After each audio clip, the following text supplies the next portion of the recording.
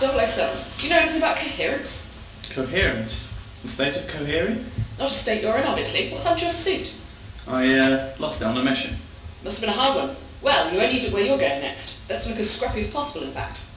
Country calls again, does it, Em? Yes, it does. We've heard reports of something called Project Coherence going on in the physics department at Nottingham University. We want you to go undercover and check it out. So you best go see Q and get kitted out. Certainly. Hi, Q. I believe you've got some equipment for me. Yes, I have two things here. A gun. Am I going undercover in a play school or something? Don't be ridiculous, Bond. Pen. So explode? Fire darts? No, you're going to need it for taking notes, I'm afraid, Bond. Sweet. Well, thank you very much.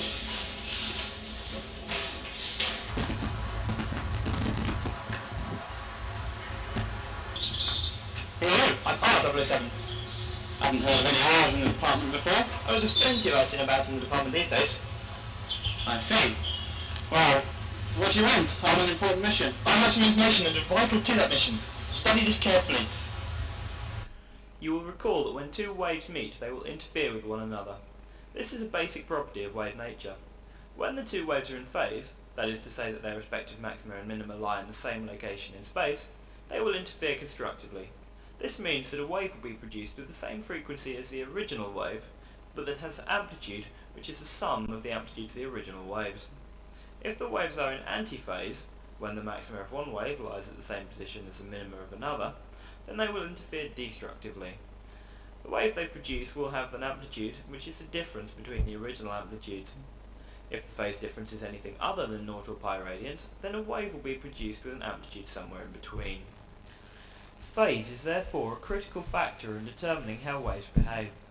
A parameter called coherence is used to describe whether or not waves will interfere with one another. If a source is coherent, then if we know the phase at one point in space, we can predict the phase at any other point. There is a relation between the coherence of waves and their fringe visibility in interference experiments. There are two types of coherence. The first is spatial coherence. At a fixed point in time, there is a correlation in phase between two spatially separated points that are the same distance from a source. Spatial coherence is relevant to wavefront splitting devices such as Young slits and diffraction gratings. Spherical waves coming from a point source exhibit a high degree of spatial coherence. However, in a real extended source, light emitted by points separated by greater than one wavelength are generally not correlated in phase.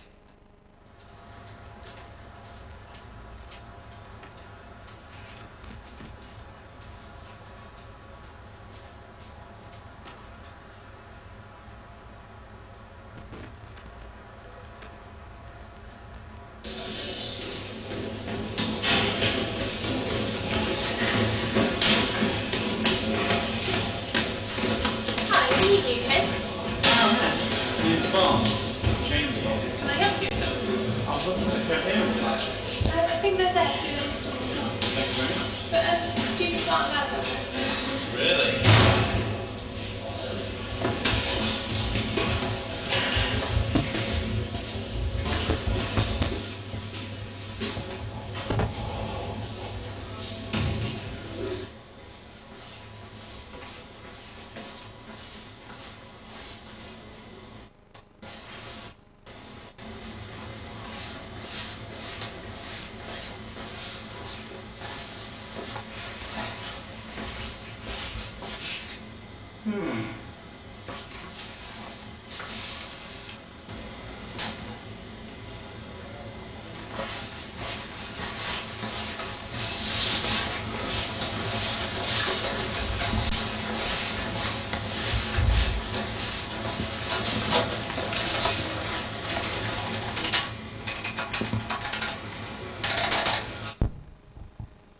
Coherent light is shone through a diffraction grating, such as the one you see on the screen before you. This light passes through diffraction slits on the grating and diffracts. The diffracting light then interferes with itself and produces the diffraction pattern you've just seen on the experimental screen. The intensity distribution of this diffraction pattern takes the form of that you see on the computer screen before you. The intensity varies as sine squared fringes. By adding an extra 2 slits to make a 3-slit diffraction pattern, the intensity distribution becomes that which you now see. This has the same outlying shape as the initial 1-slit diffraction pattern, as indicated, but the actual intensity varies much more than in the 1-slit case. If we now move on to look at the 5-slit diffraction pattern, we can see that the intensity distribution is again different. However, we can also see that the outlying shape of the intensity distribution remains the same. This is because light from every diffraction slit interacts with light from every other slit, producing the interference fringes. The resultant intensity of light on the diffraction screen is given by the equation you now see on the computer screen before you. In this equation, d is the width of the slits, d is the distance between the slits, and n is the number of slits in the grating. The first part of this equation relates to the diffraction of light from one slit. It only depends on the width of the slit. It modulates the shape of the interference pattern. The second part of this equation relates to the interference. The principal maxima, which are the large peaks in the interference pattern, occur when the path difference between the light rays is d sine theta equals n lambda. At this point, the waves are in phase and they combine together constructively. This diffraction pattern is only produced if the light coming from the diffraction grating is coherent. Light coming from an extended source can become incoherent. The picture on the screen before you shows an extended source. Light that has come from points A and B on the source has travelled different distances to reach the point P2. At any given point in time, the phase of the waves reaching P2 becomes uncorrelated. These waves are no longer spatially coherent. Light leaves the grating from points P1 and P2. The interference pattern is produced when this light is spatially coherent. If these points are illuminated with incoherent light, then they do not interfere and produce merely an average intensity of the light coming through the grating. Later light is coherent and so produces a good interference pattern, like the one you've just observed on the experimental screen.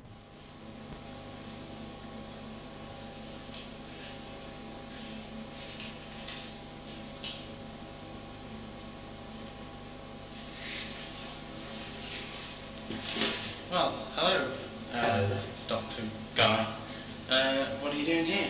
I'm looking at interference patterns using a microsync interferometer.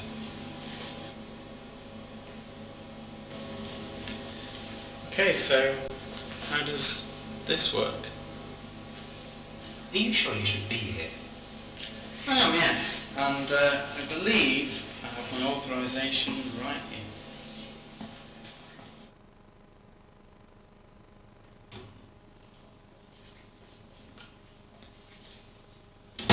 Okay, explain the whole thing. Leave anything out and you're dead. Okay, I'll tell you.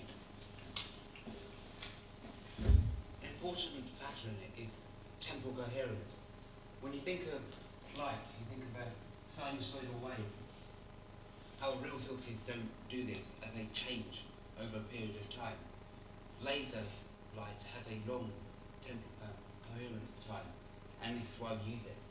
Now, instead of doing this, it will do this for a certain period, but then the phase of the light and the amplitude may change. This is the coherence time. And it's only within this time that this will interfere with itself. This light won't interfere with this, nor this, but these two bits here will interfere.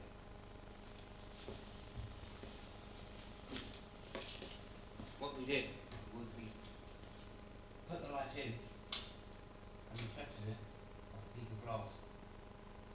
Some of it is transmitted and hits the mirror here, and some of it is reflected and hits the mirror here. Now this one here has travelled through that much glass and is going to reflect and come back down. So it's gone through that width 3 times. This one has only gone through it once. We put a second piece of glass in here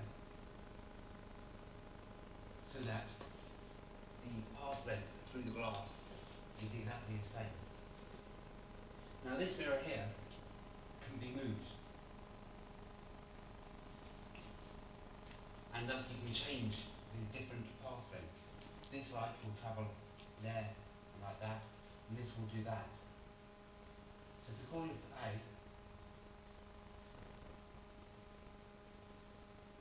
and this one B,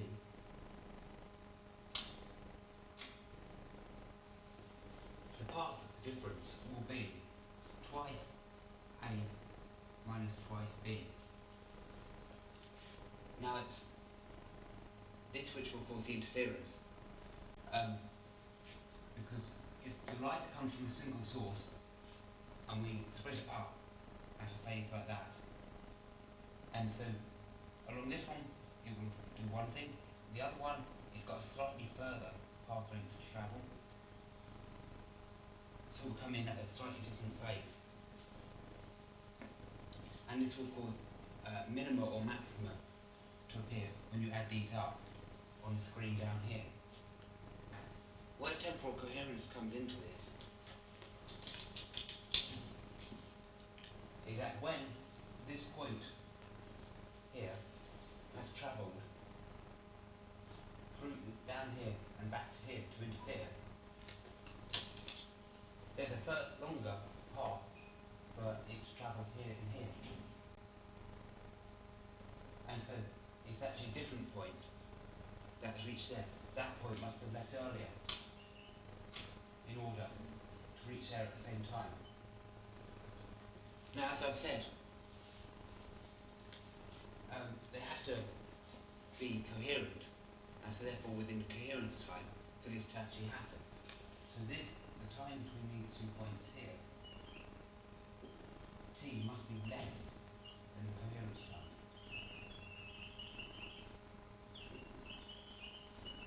Otherwise you won't get any fringes on the board.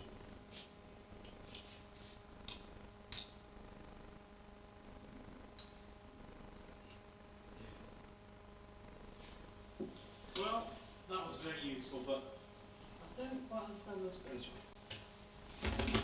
It's too easy nowadays. Oi, what are you doing here?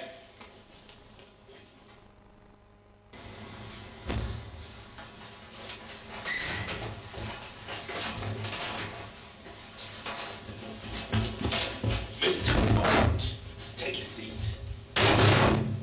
It seems you've been trying to interfere with my plans once again. Moriarty, I might have known it was you behind this diabolical scheme. Diabolical scheme? It's brilliant, and you've barely begun to scratch the surface. You're bluffing, Moriarty. Nothing. You listen at both chairs here. We've yet to chat to you about complex waveforms, about standard trotorometry, and the things we can do with lasers is just cutting edge. What's that? It's one of Q's little toys. Now, Bond, don't do anything stupid.